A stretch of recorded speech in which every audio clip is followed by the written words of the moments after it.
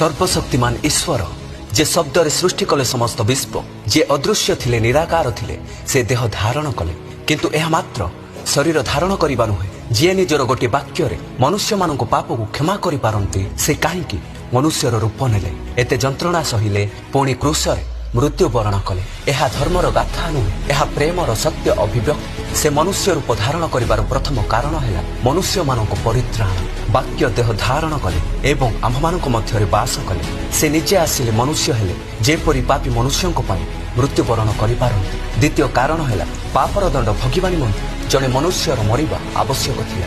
पापर वेतन हेउछि मृत्यु आ मृत्यु देह बिना संभव नुहे से अमर से मरी पारंती नहीं से देह नेले जेपरि पापी मनुष्यों से मरी पारंती। तृतीय कारण है निज देहरे आम पाप बहिबा से निजे आम पाप को निज देहरे क्रूशरे बहिले यह सर्वशक्तिमान असीम प्रेमर प्रतीक।